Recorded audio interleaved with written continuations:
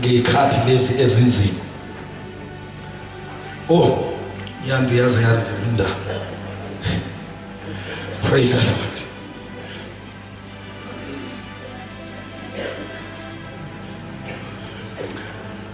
Acts chapter 3 from verse 1.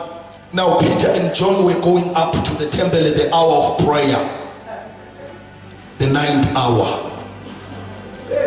Underline these words, at the hour of prayer. And the man lame from birth was being carried, whom they laid daily at the gate of the temple, that is called Beautiful Gate, to ask alms of those entering the temple. Seeing Peter and John about to go into the temple, he asked to receive alms.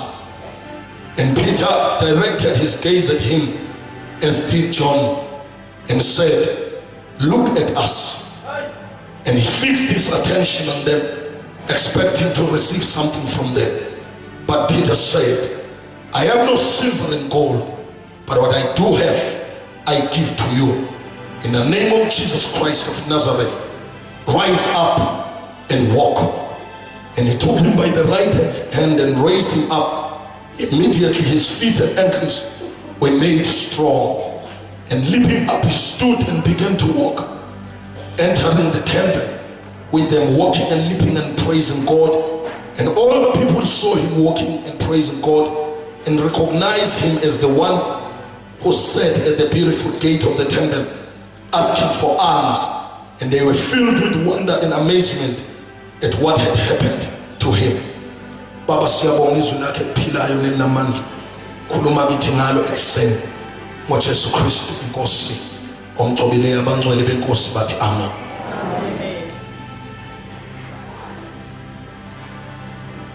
Bazalwane,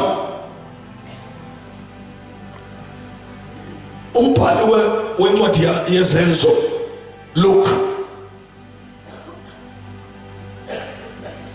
the author of the Gospel of Luke, uma ebhala eqala incwadi yezenzo, ebhalela this guy abathi uTheophilus.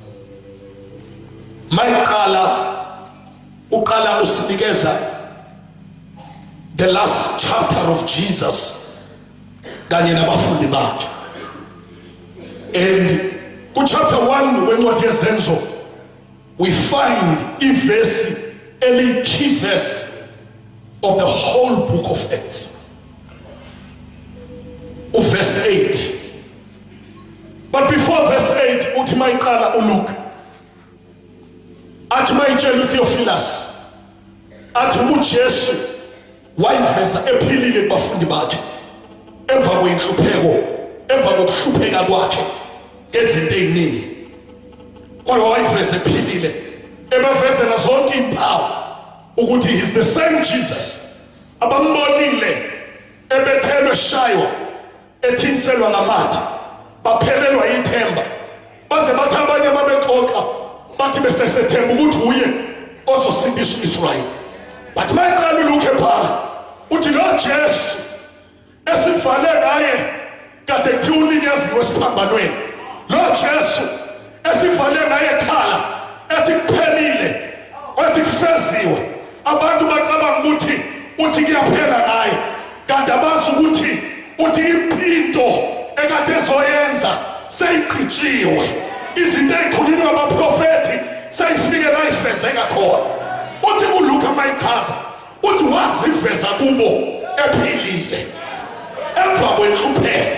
Malibona igama lenkosi ithini lento kithi, ithi kithi lento noma singadedelwa singene ey'mweni nasey'nhluphekweni, but after iphepho, after ama situations noma ama situations kungathi sishona phansi, kodwa masiqeda ukudlula mayi-hour le-situation liphela, sithi masiphakama siphakame singabaphilileyo.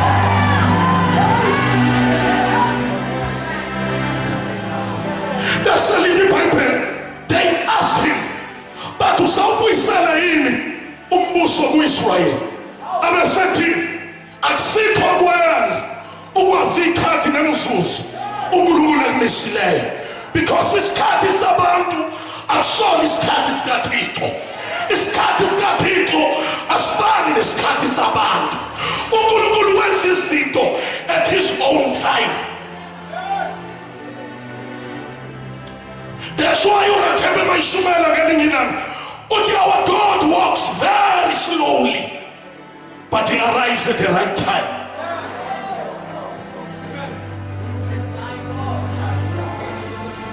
Then after saying those words uLuka said, according to Jesu wathi akusikho kwenu kwasikhathi nemzuzu bese verse 8 kodwa nina izokwamukeliswa amandla uma wabona esefikile phezu kwenu nizoba ofakazi bami mayibo igama lenkosi lamandla ezongela uJesu uyayisho izini yamandla akusikho ukuthi nakhe ama-empire waqambe ngamagameni akusikho ukuthi lamandla nakhe izakhiwo niqambe nantodwa lamandla ukuthi nifakaze niqale eJerusalema nidlulele eJudiya bese niye eSamariya kuze kube sekupheleni komhlaba.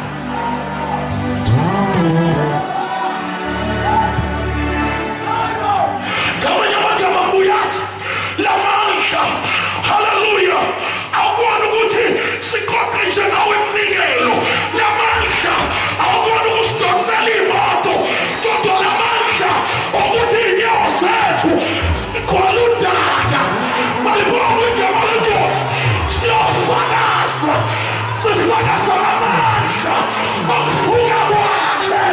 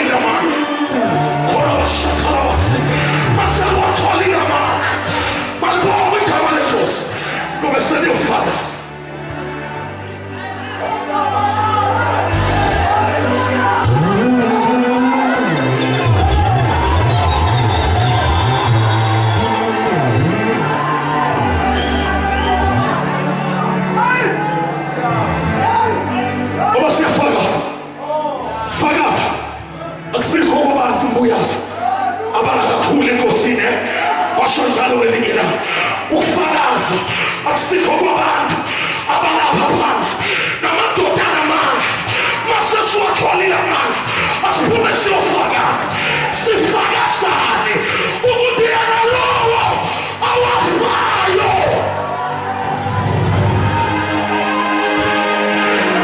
ayayo sifakazane uyaphi siyothi kuyo Kristu awanqobufa nayo mnini kufa amahlula wavuka ethuneni haleluya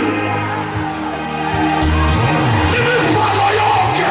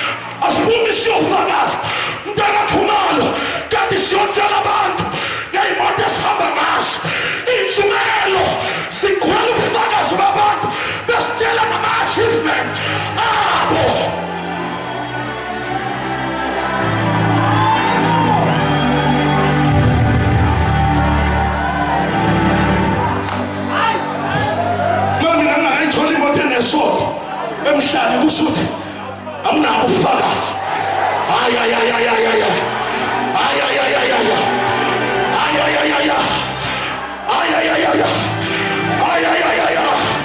kodwa ubufakazi esinabo mayibo igama lenkosi noma ngabe siya Europe, noma ngabe siya Egypt, noma ngabe siya Asia, noma ngabe siya America, siyothi kuye uKristu owanqoba naye umnini kufa wamahlula wavuka athuneni.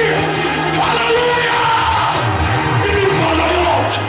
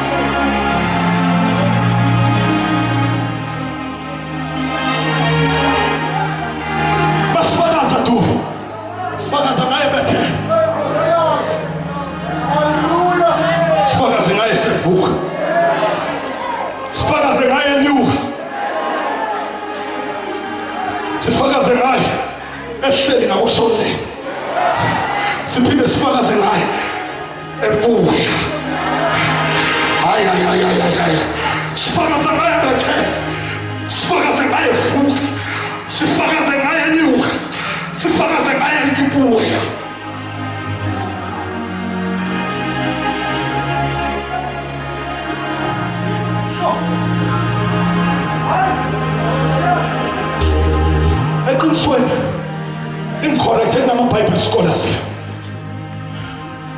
alithi amandla mayisefikile ngiyoshumayela, kodwa inhloso nqangi yalamandla ukufakaza.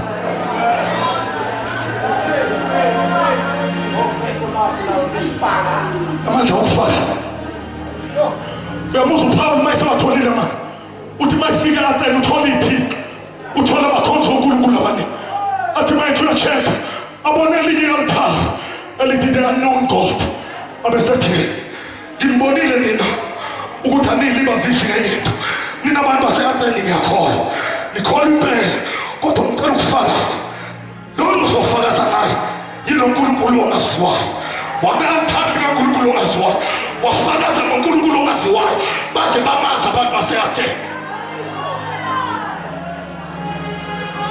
Then chapter 2 of the book of Acts. Cishe wayilimazi nje kuba le ntulo likhulile yile njoli ukuthi uchapter 2 yehla iPentecost, wehla umlilo hlela ehla amandla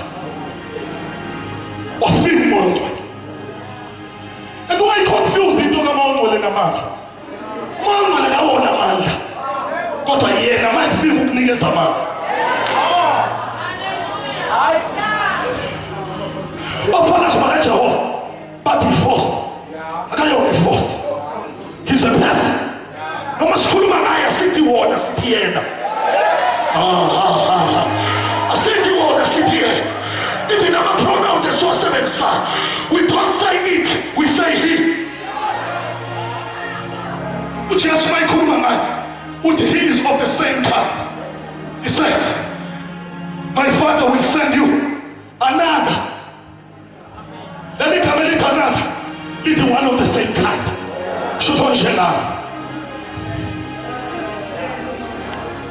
Umuntu lo that's why ithiwa mina mdabukisi. Before sinekuyidabukisa ngoba inamiso. Kodwa lolu unemiso. Kuthiwa mina mdabukisi lo enabekwa ngayo pha kuze kube usuku lokuhlela.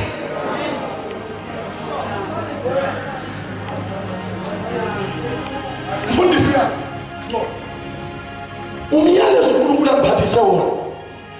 It's not about uzomxolela wena obulindele ukuthi nishumayele ama-principles e-homiletics. Umyalezo uNkulunkulu angiphathise wona. It's not about the story we read. Kodwa unesikhathi istory senzeke ngaso. Because the time okwenzeke ngayo lento is very important. Kithina njengebandla namhla. Babonge kakhulu. Hallelujah. Why balulekile? Because of chapter 2. Obe Bible lithi chapter 2. Lithi bonke babehlala ndawonye. Kuchapter 1 banikeza imiyalo ukuthi hlala emzini izelibathiswa amandla. Hlala emzini izelibathiswa amandla avela phezulu. Mawuthi uyibheka lento yokuhlala emzini uJesu sokuwo lokuthi yena ahluswe kuwo uthi phundela khona la bethelwe khona la kulitshethwe khona hambani niyohlala nizelebhathishwe amandla.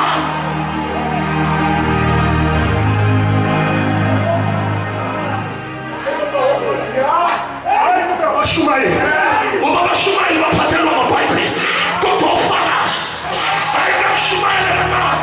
Abashumayeli baphathelwa amaBhayibheli kodwa ufakazi. Abashumayeli babekelwa izihlalo ezinhle kodwa ufakazi.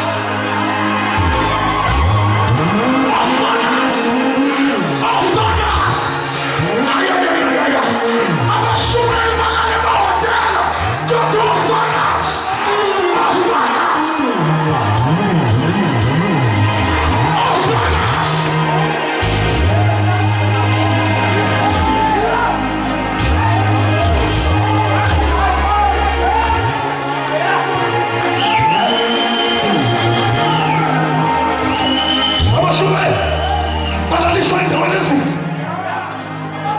Abashumayeli mama adresa ngekhaya ongeyona usumkasulile bonke wathi umfundisi kanti yena usawumpostoli ngabe ngasumshumayeli kodwa ufakazi.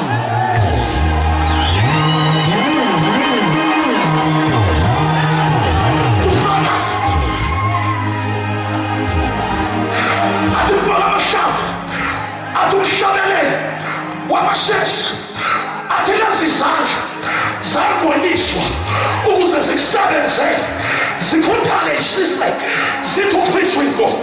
Athi ngose ngife ngifakaza.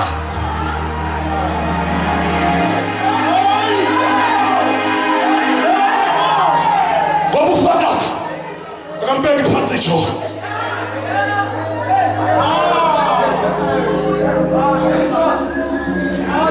Ufakaza noma ijoka liyashifa ufakaza akambeki phansi ijoka. Ufakaza zithi zimthukulu zithi zimbu. Ufakaza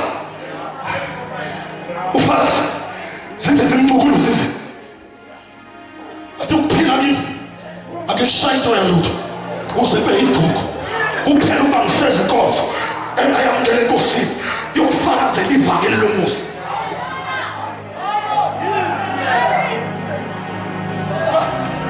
Ufakaza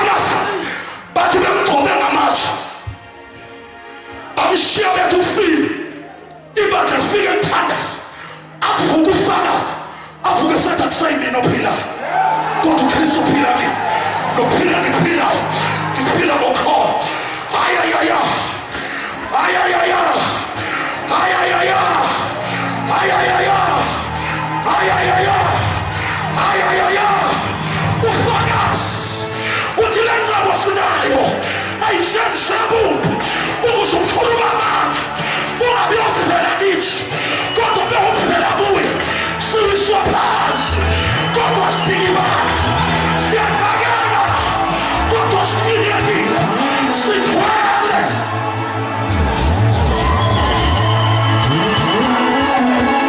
Vamos se perdoar. E pau.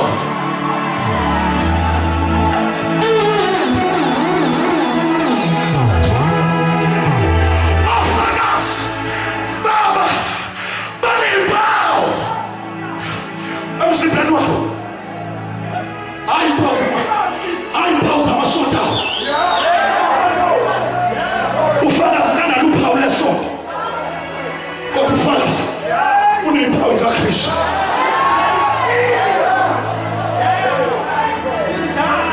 Jogou falas kenze gashaye. O falas gashaye. Oba pelo falas agioningi lose. Umeleze ishuma elele nto ethu ufakaze umuntu amefuna iBhayibheli mamkhamile encwadini kaJohane lithi kwavela umuntu alithi kwavela ingilosi lithi kwavela umuntu ethunyini nguNkulunkulu athi yena wayesikukhala kodwa wayezofakaza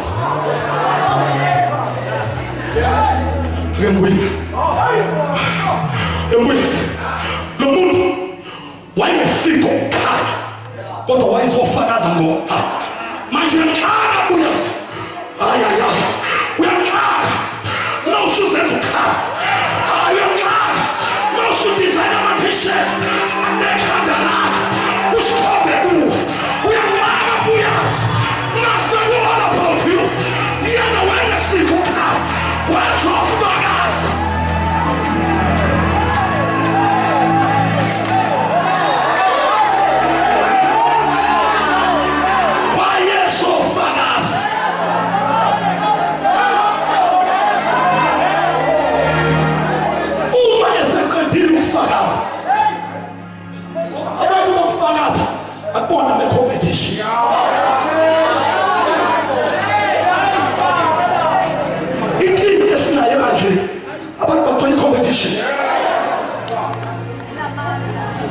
Bakijimi nyama nje. Yiko mabafuni competition. Motivator ile ndo kufuna ukushumayela. Kanti thina siwalike sona manje ukushumayela ufakazi.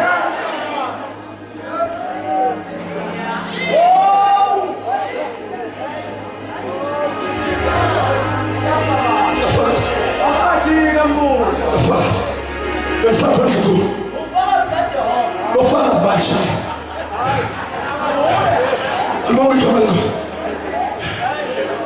No falas baixa. Quando falas baixa, musoete, macandimosa. Não falas echai, macandimosi. Não falas echai, macandimosi. Musoete.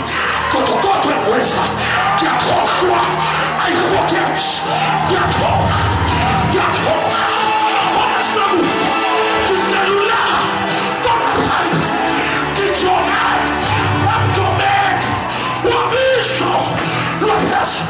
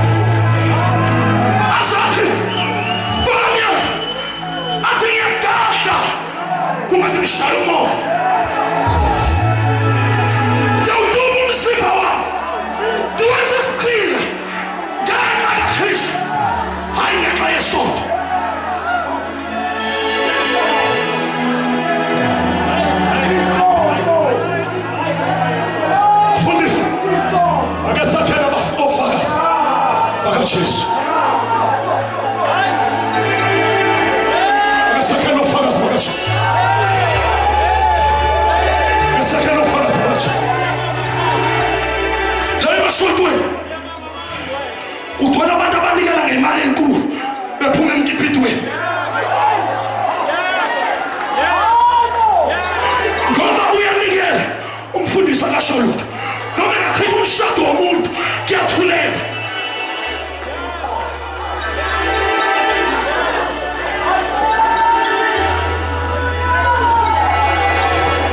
Ngesakhela ufakazi. Ngoba ufakazi noma befika isikhathi semlilo afishane emlilweni, athi bephakathi emlilweni,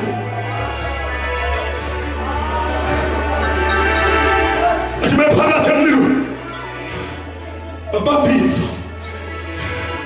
Haleluya. Esho uJohane muzwa kamnyama. uJohane uthi ngangisesiqhingini okuthiwa iPatmos, abesethi ngenhla, hayi ngenhla yokubhala incwadi. Hayi bhala incwadi akukhabalwa ngenhla yokufakaza uJesu. Ngoba abantu abafakaza bayifakwa fundisa umuntu esiqhingini lapho kudediswa bonke abantu. Ngoba ufakazi kunesikhathi lakudinga bonke abantu badediswe kuwo, ngoba akufune ubufakazi bakhe budayilutho awubakho presence yabantu. Come on, ngithini uNkulunkulu wami.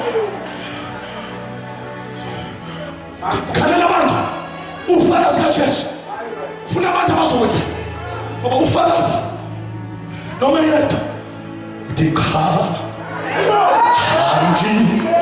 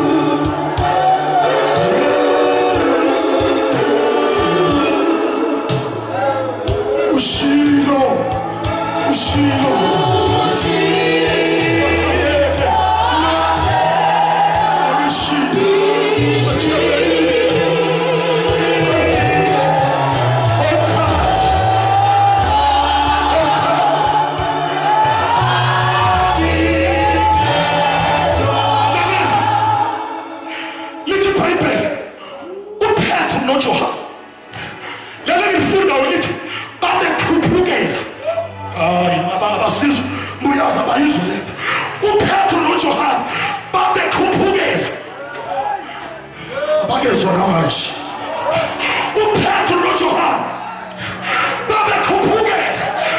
Inkinga yanamhlanje sinabantu abangafuni ukukhuphuka.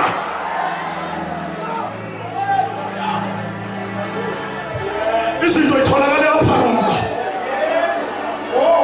izinto sithola lapha thina into zethu akusona ezaphansi. Abantu bagijimela into zaphansi kodwa thina izinto zethu hayi mnyango. Wena uyabuza ukuthi why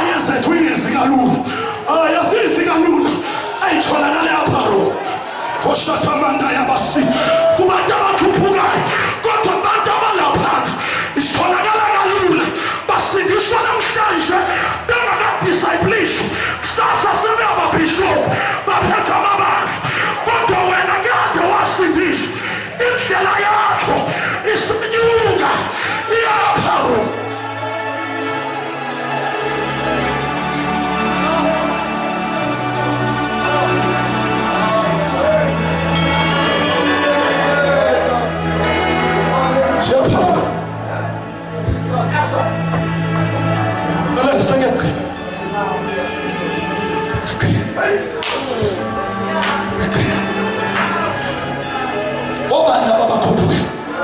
Verse 3, so Paul, Peter and John went up to the temple at the hour of prayer.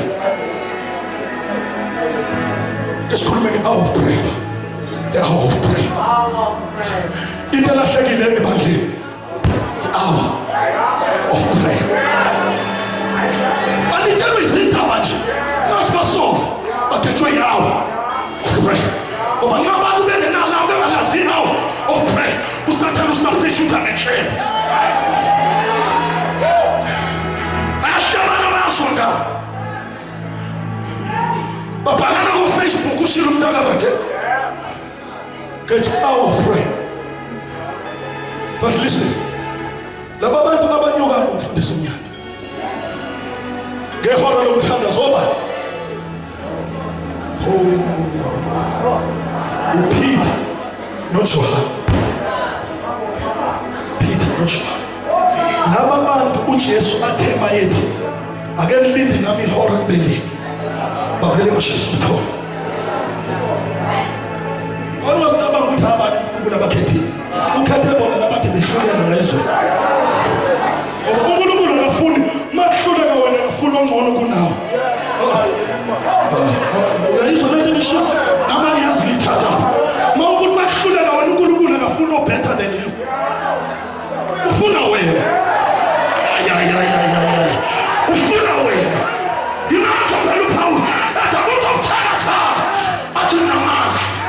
Yinacho Paul. Athi ngani kuyifa. Anyoni yingilosi kaSathane. Nancane inkosi kathathu. Yithi susiwe. Noma iphupho assignment. Ngoba kwazi ukuqhubeka ne-assignment ukhonifu. Wathi uNkulunkulu angizukuphupha i-assignment futhi never ngeke ngilikhiphe. Because my grace is sufficient for you. Amandla amabonakaliswe buthakathaka. Ngizokufuna. Ngoba nxa ngingasusiva kodwa ngiwususe nomusa. Mama susiva kodwa ngiwususe ne-grace. But as long as it's sekhoniva, the grace is overcome.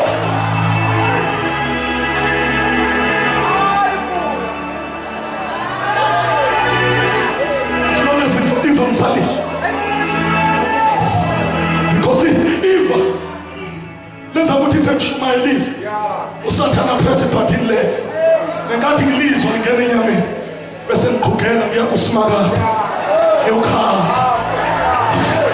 uJehova ujajuliswa ilento yokuthi ngizokhalela kuye because ngiyafeza ukuthi angimile ngawa amanga kodwa ngicike ngamandla akhe ngiyamdinga yena.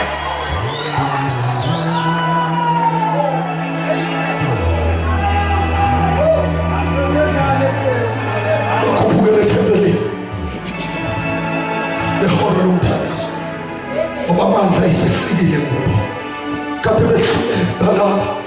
Uzathi uJesu kwenye gospel athi umoya uyavuma kodwa inyama ithatha. Yabona uNkulunkulu ubeka lento abantu abangayibheki. Abantu bafocus enyameni ebuthakathaka kodwa uNkulunkulu ufocus emoyeni ovumayo. Umoya uyavuma. uJesu wabamba leyo wathi uma ngingalahla laba ngoba ngiyazi into engiyenza ngoba laba bahambe nami ba uNkulunkulu akafani nabantu ohamba nabibanga bakulahle ngenxa yephutha elilodwa. Uyamkhumbula uElisha? Ayikho indoda enilimaza njengo-Elisha ehambe noGehazi umnyaka ngenxa yephutha elilodwa lokuyothatha umnikelo kaNamani.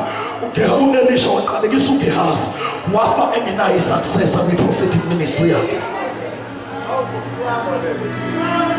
Esilahla abantu ngamaphutha awodwa esiseva iminyaka ngokuthembeka. Manje uJesu ubuka leyo nto uthi lamadoda ahambe nami sebehambile abaningi basala bathi siyoya kusuka kwesiyephi amazwi ophilo phakathi kubo. uJesu wa-understanda nxa sebelele wathi umoya uyavuma. Wathi ngizosebenza ngale nto ethi umoya uyavuma. Uyizwe le nto ekufikelayo ngakubaminiswa uvuka ekuseni ngesonto engathi mavele uhlale phansi uyeke yonke uvale ifele uthi usunqumile ukuthi ngiyayeka, uthi usunqumile ukuthi ngiyayeka. Umoya uvuma moya wakho. Ngiyawanithi ukuthi usuku oshumayela ngalo kunalo ngamandla amakhulu yilolo vele okungafuni ngalo kuye enkonzweni. Ufike uNkulunkulu asebenzise lento ukuthi umoya uyavuma.